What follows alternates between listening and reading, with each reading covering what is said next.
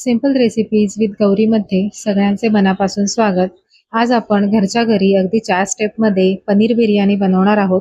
तर सुरुवात करूयात रेसिपीला. तर इथे मी 2.5 ते 3 वाटी बासमती तांदूळ घेतलेला आहे. बिर्याणी राईस जो येतो तो. तुम्ही अर्धा बासमती अर्धा बिर्याणी राईस घेतलात तरी सुद्धा चालेल. 3 ते 4 वेळा स्वच्छ पाण्याने धुवून घेतलेला आहे. आता यामध्ये आपल्याला पुन्हा पाणी घालायचं आहे आणि एक अर्धा तास तरी हा तांदूळ भिजवून घ्यायचा आहे. अगदीच अर्धा तास नाही जमलं तर 15 ते 20 मिनिटं नक्की भिजवा. आता मी एका वाटीमध्ये इथे कोमट दूध घेतलंय. त्यामध्ये केशरच्या काही काड्या घातलेल्या आहेत. गरम दुधात केशर घातलं की त्याचा रंग छान उतरतो दुधामध्ये. आपण असं चमच्याने मिक्स करून घेऊयात आणि ह्याला सुद्धा तांदळासोबत अर्धा तास भिजवून देऊयात. आता इथे दुसरी स्टेप मी घेतलंय पनीर. तर पनीरची आतली जी लादी आहे ती मी छान धुवून घेतली आहे पाण्याने. आता तुम्हाला हवे असतील त्या आकारामध्ये तुम्ही याचे तुकडे करून घ्यायचे. इथे मी पनीर बिर्याणीसाठी तळणार नाहीये तर मॅरिनेट करून घेणार आहे. पनीर तळल्यामुळे ते आपलं पॅन किंवा जे आपण भांडं घेतो त्याला जास्त चिकटलं जातं. त्यामुळे मी हे मॅरिनेट करून घेते म्हणजे तळायला गरज लागत नाही. त्यासाठी मी इथे मीठ घेतलंय चवीनुसार. सोबतच हळद घालायची आहे थोडी. मिरची पावडर जी आपण नेहमी वापरतो ती. गरम मसाला थोडासा आणि सोबतच बिर्याणी मसाला सुद्धा घेत आहे. बिर्याणी मसाला तुमच्या चवीनुसार तुमच्या आवडीनुसार तुम्ही कमी जास्त करू शकता. आता हे मसाले व्यवस्थित पनीरला कोट होण्यासाठी 2 चमचे पाणी मी इथे घातलेलं आहे आणि अगदी हलक्या हाताने हे पनीरला आपल्याला मिक्स करून घ्यायचं आहे. तुम्ही टॉस करून पनीर घेतलेत तरी सुद्धा चालेल. अगदी हलक्या हाताने करायचं आहे नाहीतर पनीरचा चुरा होतो आणि मग ते बरोबर बिर्याणीमध्ये लागत नाही. आता तिसरी स्टेप आपल्याला कांदा छान तळून घ्यायचा आहे. त्यासाठी मी इथे कांदा उभा पातळ चिरून घेतलाय. तेल सुद्धा जरा जास्तच घ्यायचं आहे आणि हाय फ्लेमवरती तेल गरम करून त्यामध्ये आपल्याला सुरुवातीचे 1-2 मिनिटं कांदा हाय फ्लेमवरच तळायचा आहे आणि मग थोडासा गुलाबी रंग कांद्याला यायला लागला की मग आपल्याला हाय टू मीडियम फ्लेमवरती सोनेरी रंगावरती कांदा तळायचा आहे. इथे मी टोटल 3 मोठे कांदे घेतलेत. त्याच्यापैकी 1.5 कांदा मी तळायला घेतलाय आणि 1.5 कांदा ग्रेव्हीसाठी घेणार आहे. 7 ते 8 मिनिटांमध्ये कांदा सोनेरी रंगावरती छान तळला जातो. ह्याच्याहून ती डार्क रंगावरती आपल्याला तळायचा नाहीये नाहीतर त्याला गोडसर अशी खूप चव येते. तर एवढा हा रंग अगदी परफेक्ट आहे. तर हा एका आता डिशमध्ये आपण काढून घेऊयात आणि हे जे तेल आहे कांद्याचं हे जर खूप जास्त उरलं असेल तर थोडं आधी बाजूला काढून ठेवा आणि मग ग्रेव्हीसाठी आपण ह्याच्यातच ग्रेव्ही बनवणार आहोत. तर इथे सगळ्यात आधी आता आपण भात शिजवून घेऊया बिर्याणीसाठीचा. तर पाणी घेतलंय मी. पाणी भरपूर घ्यायचंय. सोबतच खडे मसाले तुमच्या आवडीचे जे तुम्हाला हवे असतील ते तुम्ही घालू शकता. जिरे मी या पाण्यात घालत नाहीये कारण त्याने खूप पिवळा रंग येतो आणि मग भात सुद्धा असा पांढरा शुभ्र होत नाही. पाण्याला छान खळखळून उकळी आणायची आहे. मीठ घालायचंय आणि थोडंसं लिंबू पिळायचंय. जर तुम्ही जिरं घातलं असेल यामध्ये तर त्यामुळे जो पिवळसरपणा पाण्याला येतो तो लिंबू पिळल्यामुळे थोडा कमी होतो. शिवाय भात सुद्धा यामुळे सुटसुटीत होतो. आता एकदा आपण हे ढवळून घेऊयात आणि आता यामध्ये जे आपण भिजवलेले तांदूळ आहेत ते पूर्ण पाणी काढून मगच यामध्ये ओतायचे आहेत. तांदूळ पाण्यामध्ये घालताना पाणी हे उकळतं हवं. अगदी कोमट पाण्यामध्ये वगैरे तांदूळ घालायचे नाहीयेत आणि तांदळाचं पाणी काढून का घालायचंय तर जे पाणी असतं आपण तांदूळ भिजवलेलं ते थंड असतं आणि जर उकळत्या पाण्यात तुम्ही एवढं थंड पाणी जर ओतलं तर त्याचं टेम्परेचर एकदम लो होऊन जातं आणि आपल्याला तांदूळ शिजण्यासाठी हे पाणी छान खळखळीत उकळतं असलं पाहिजे नाहीतर भात चिकट गिचका होऊ शकतो. आता लगेचच 2 मिनिटात या पाण्याला उकळी येणार आहे. हाय फ्लेमवरतीच आपल्याला हा तांदूळ शिजवायचा आहे. झाकण वगैरे अजिबात ठेवायचं नाहीये. पाण्याला तुम्ही बघू शकताय उकळी यायला सुरुवात झालेली आहे. उकळी आल्यानंतर एक 8 ते 10 मिनिटांमध्ये हे तांदूळ आपल्याला फक्त 80% शिजवून घ्यायचे आहेत. राहिलेले 20% तांदूळ जेव्हा आपण ग्रेव्हीवरती थर लावतो भाताचा त्याच्यात ते शिजून जातात. आता एक पुढे 7 ते 8 मिनिटं झालेली आहेत आणि तांदूळ आता आपण चेक करून बघणार आहोत. तांदूळ चेक करताना आपल्याला तो बोटावर घेऊन बघायचा आहे. त्याचे फक्त तुकडे व्हायला पाहिजेत. तो मॅश असा हातावरती व्हायला नकोय. तर बघा हा परफेक्ट 80% शिजलेला आहे. आपण दाबला तर फक्त याचे तुकडे पडतायत. हातावरती शिजलेला भात जसा मॅश होतो तसा होत नाहीये. म्हणजे हा आपला तांदूळ व्यवस्थित शिजलेला आहे जसा आपल्याला हवा आहे.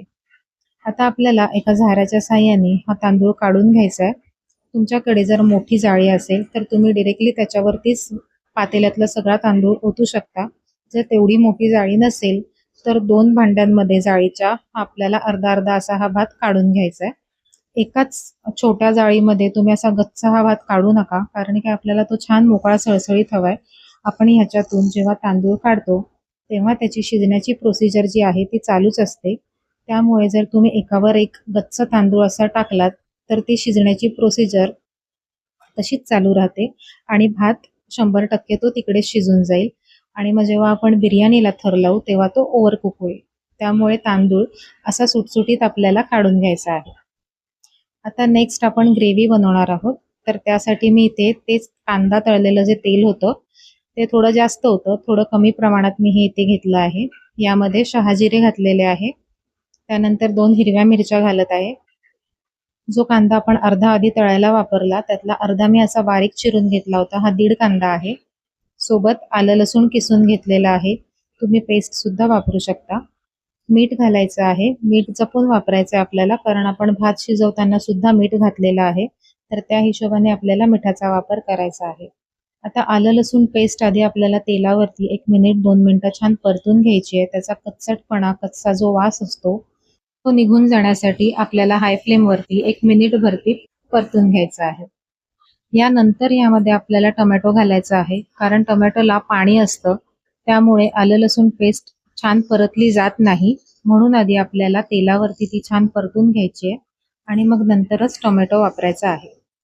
आता टोमॅटो घातल्यानंतर आपल्याला हा छान शिजवून घ्यायचा आहे कांद्यासोबत. तुम्ही याच्याऐवजी प्युरी सुद्धा वापरू शकता. वरती झाकण ठेवून छान 5 ते 7 मिनिटं याला वाफ घ्यायची आहे. याला 5 ते 7 मिनिटं छान वाफ आपण दिलेली आहे. तर थोडासा शिजल्यासारखा टोमॅटो आपल्याला दिसत आहे, पण आणखीन थोडा आपल्याला त्याला नरम करून घ्यायचं आहे.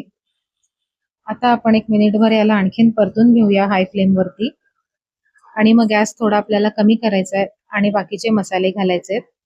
हळद घातली आहे मी इथे, सोबतच मिरची पावडर घालायची आहे. गरम मसाला अर्धा चमचा घातलेला आहे आणि बिर्याणी मसाला तुमच्या आवडीनुसार, तुम्हाला जशी चव आवडते बिर्याणी मसाल्याची, जरा स्ट्रॉंग आवडत असेल तर थोडा जास्त वापरू शकता. आता हे सगळे मसाले आपल्याला तेलावरती छान परतून घ्यायचे आहेत. 1 मिनिटभरती हे सगळे मसाले आपण तेलावरती परतून घेऊया, म्हणजे त्याचा छान असा सुवास येईल आणि तेल सुद्धा सुटेपर्यंत आपल्याला हे परतायचे आहेत. गॅसची फ्लेम कमी करायची आहे, नाहीतर मसाले जळू शकतात. 1 मिनिटभर हे मसाले मी इथे परतून घेतलेले आहेत. आता आपल्याला यामध्ये घालायचं आहे दही. दही घालताना गॅस हा आपल्याला एकतर बंद करा किंवा मग अगदीच कमी फ्लेम ठेवा आणि मग दही घालायचंय, नाहीतर ते फाटू शकतं. थोडंसं पाणी त्याच भांड्यामध्ये ओतून दह्याच्या आपल्याला याच्यामध्ये घालायचं आहे. इथे मी दही एक नॉर्मल आपली जी वाटी असते तेवढं दही घेतलेलं आहे. जो 10 रुपयाचा दह्याचा कप येतो तेवढा मी पूर्ण वापरलेला आहे. आता दही सुद्धा आपल्याला या मसाल्यांबरोबरती छान परतून घ्यायचं आहे. सगळे मसाले अगदी व्यवस्थित मिक्स होईपर्यंत आपल्याला हे परतायचे आहे. तोपर्यंत गॅसची फ्लेम आपल्याला ही बारीकच ठेवायची आहे.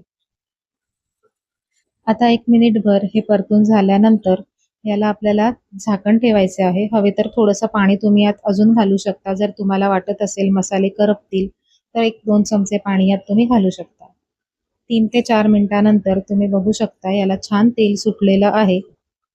पुन्हा आपण एकदा याला छान परतून घेऊया. गॅसची फ्लेम मी इथे अजिबात मोठी केलेली नाहीये. मंद फ्लेमवरतीच आपल्याला मसाले तळून घ्यायचे आहेत. आता जे पनीर आपण मॅरिनेट केलं होतं ते पनीर यामध्ये घालायचं आहे आणि अगदी हलक्या हाताने थोडा वेळच आपल्याला ते परतून घ्यायचं आहे. खूप जास्त परतायचं नाहीये, नाहीतर पनीरचे तुकडे होतात. आता हे छान मॅरिनेट केलेलं पनीर आपण मिक्स करून घेतलेलं आहे. यामध्ये आता मी घालतेय पुदिन्याची काही पानं. पुदिन्याची मी अख्खीच पानं ठेवलेली आहेत, कारण पुदिना चिरला तर तो काळा पडतो. तर तुम्ही एकतर अख्खी पानं ठेवा किंवा हाताने असा रफली तोडून तुम्ही टाकू शकता. वरतून बारीक चिरलेली कोथिंबीर घालायची आहे. त्यानंतर घालायचा आपल्याला तळलेला कांदा. थोडा कांदा आत्ता घालायचा आहे, थोडा कांदा नंतर आपण वरतून लेयर देणार आहोत तेव्हा वापरायचा आहे. आता यानंतर आपल्याला जो आपण भात शिजवून घेतला होता अर्धा 80%, तो यामध्ये आता वरती एक लेयर आपल्याला लावायची आहे. 2 लेयर आपण लावणार आहोत, तर तसा त्याप्रमाणे तुम्हाला भात वेगळा वेगळा थोडा ठेवायचा आहे. आता हा भात आपण छान असा पसरवून घेऊयात आणि याच्यावर आता आपण जे तांदूळ शिजवताना पाणी राहिलं होतं ते वाटीभर पाणी मी वाटीभर पाणी घेतलं आहे. त्यातलं अर्ध पाणी मी आत्ता वापरते आहे आणि अर्ध पाणी पुन्हा आपण जेव्हा थर वरचा लावू तेव्हा वापरायचं आहे. त्याचसोबत 2 चमचाभर तूप घेतलेलं आहे, ते आपल्याला सोडायचं आहे भातावर. केशर जे आपण दुधामध्ये भिजत घातलं होतं ते सुद्धा 2 चमचे आपल्याला दुधासकट घालायचे आहेत वरती. त्याच्यानंतर थोडासा बिर्याणी मसाला मी वरतून घालत आहे, ऑप्शनल आहे, नाही घातलात तरी सुद्धा चालेल. आता वरती पुन्हा तळलेला कांदा, कोथिंबीर आणि पुदिना अशी लेयर आपल्याला द्यायची आहे. आता या लेयरमध्ये तुम्ही जर मॅरिनेट केलेलं पनीर नसेल, फ्राय करून घेतलेलं पनीर असेल तर तुम्ही ते सुद्धा यावरती घालू शकता.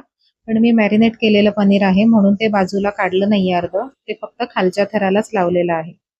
आता वरती पुन्हा भाताचा थर लावायचा आहे आणि जे आपण याच्या आधीच्या थराला लावलंय ते सगळं आपल्याला वरच्या थराला सुद्धा रिपीट करायचं आहे. आता जे तांदळाचं पाणी मी जे तुम्हाला सांगितलं की आपल्याला भातावरून टाकायचंय, तर त्याचं कारण भात असा सुक्का सुक्का किंवा खाताना घशाला असा लागत नाही, असं हे पाणी वरतून ओतल्यामुळे छान असा सॉफ्ट भात तयार होतो. खाताना अगदीच मोकळा जरी असला तरी तो सुक्का घशाला लागत नाही, त्याचा घास लागत नाही. म्हणून आपल्याला हे थोडंसं तांदूळ शिजलेलं जे पाणी आहे ते वरतून आपल्याला थर लावल्यावर घालायचं आहे.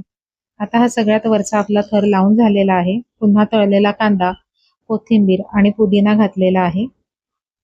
आता आपल्याला ठेवायचं यावरती झाकण आणि मंद गॅसवरतीच याला छान 7 ते 8 मिनिटं आपल्याला वाफ द्यायची आहे. झाकणाच्या आजूबाजूने वाफ निघणार नाही असं घट्ट झाकण कुकरला तुम्हाला लावायचं आहे. आता एक 8 ते 10 मिनिटे झालेली आहेत आणि तुम्ही बघू शकताय छान दणदणीत अशी वाफ या बिर्याणीला बसलेली आहे.